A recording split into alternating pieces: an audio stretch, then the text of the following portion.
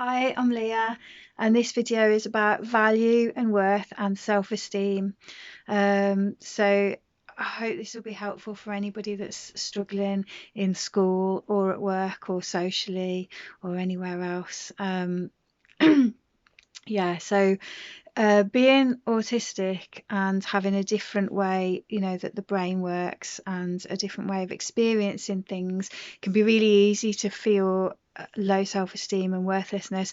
And this applies to like all kinds of people as well, not just if you're autistic, just if you just don't fit into that, that the way that society and things are set up around a certain structure, and for people to fit into that structure.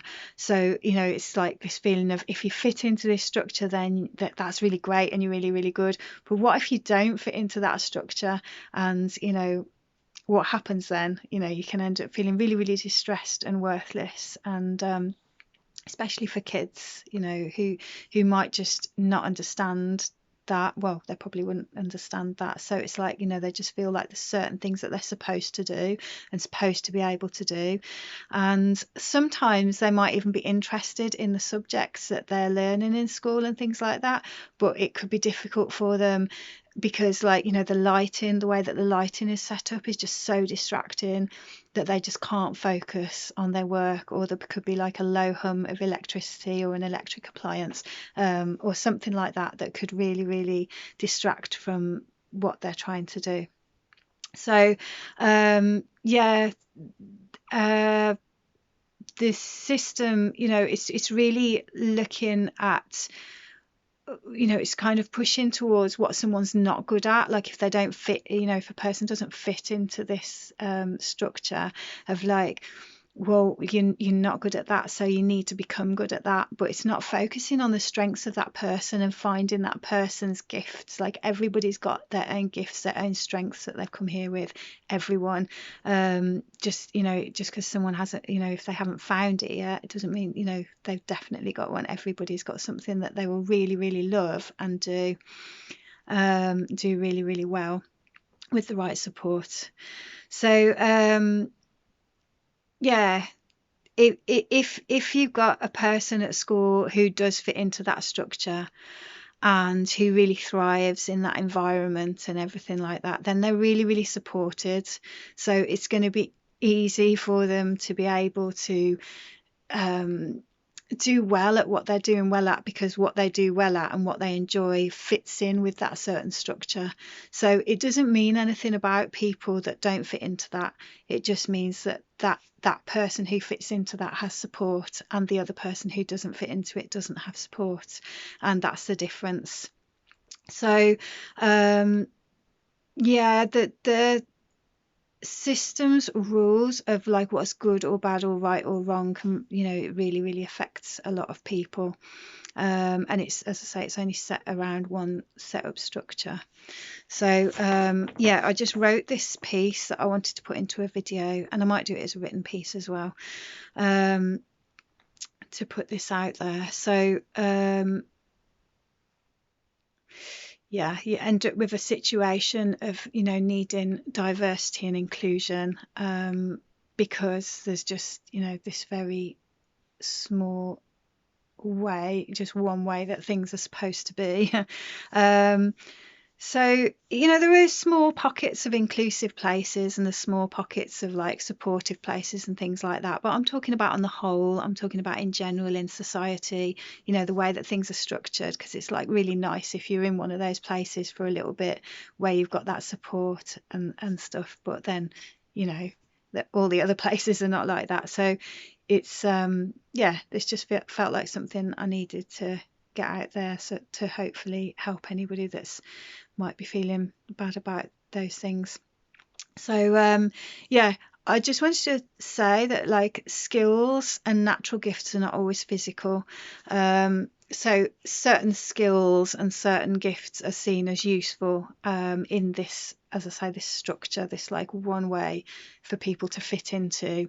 And then other things are just not, just really, it doesn't seem like they're valued at all. They might be valued by certain individuals, but like on the whole, like in the majority, in the mainstream, it just doesn't seem like these things are valued at all. Like somebody might have their own unique gift and their own talent of being able to exude like pure love, like just feeling love for everything, like, and just really, really enjoying things and feeling really, really joyful. And what a really important thing that is, like, so if that person like doesn't fit into the box at school with, like, say, maths or English or sciences or these kind of mainstream subjects, they're still putting out their gift to the world of, like, they've still got this like amazing talent to be able to, like, even when other stuff's going on, to just really, really be able to really feel love for people and things. And that is like so important. That's just massive. How can this world not need like somebody that can exude loads of love, like this feeling of love, and radiate that? That's like really, really special and important. And that's not something that can necessarily be like seen, or like a thing that they can make or do, or you know go to university and do, and things like that. So yeah, just that, for instance, a person's ability to exude calmness and peace and just radiate that. This is another, it's just an energetic thing that some people can do, and that might not be valued or even seen. Like, a lot of the time these things aren't even seen, that person's real, that's that value of like what they can offer to to sit. If you've ever sat next to somebody who's really, really peaceful and really, really calm, and that lovely feeling, that's a really important thing. And then somebody who is really, really good at a subject that's not on the curriculum, or not seen as something that's seen as useful, but that they could make their own life out of that. They could build their own life out of that with the right support and the right encouragement. Yeah.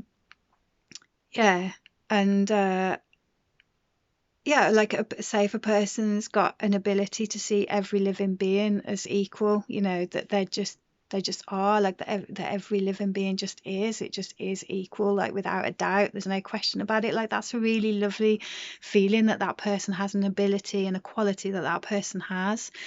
And this isn't even like looking at subjects or things that people can do. This is just looking at how someone just is. And a lot of the time these things are missed and not seen as something, oh, you're really, really good at that, and that's really, really something that that person can nurture, and is a really good quality to have. Like, say in the workplace, if you've got somebody who's really, really calm and really, really good at being calm and peaceful, that's a really nice thing to have in the workplace. But they might not necessarily be good at something else in the workplace, but they've got that, something else. They've got like certain qualities that they can bring to a place, and to a friendship, or to a social situation, and yeah, like, all the subjects that are not seen as worth, as I say, like when I was at school, I was told in the what do you call it, the careers advice, I was asked, what do you want to do when you're older? And I said, oh, I want to be a textile artist. I spent all my time in the textile room at school. I loved it, every time I had a spare minute, because I wasn't allowed to do many hours in there. Like, there wasn't much time for that in the school curriculum. I know it was just everything to me. It was like what I absolutely loved doing. And so I said, I want to be a textile artist and work with textiles. And they said to me, oh, well, do you want to work in a shop? And I said, no, I want to be a textile artist. And they said, no, you can't do that. Like, you can't make money doing that. And yeah, so here I am making money being a textile artist. But it's took me a lot of years to really like nurture that and develop that, and be able to hold strong with that, because I always had this feeling from that situation of like, I can't, you can't do this, so, it's not a job and stuff. So yeah, I just thought I'd just go there and make a video about that, about how much worth and value is in so many things that can't even be seen. And yeah, the society often is about doing and not so much about being. And yeah, there's so many qualities that people have. Yeah, so everybody's got their own thing to nurture and be, and it's really important. Like, each person has got such importance of that thing that they can do or be, or both. And yeah, often, going back to just the school situation again, like, the exams, can mean so much about worth. It's seen as like, this is your worth, in the mainstream, but it's not necessarily going to end up like that. So I just thought I'd speak from my experience that, what I've nurtured and come to do in my life actually has nothing to do with my exams at all.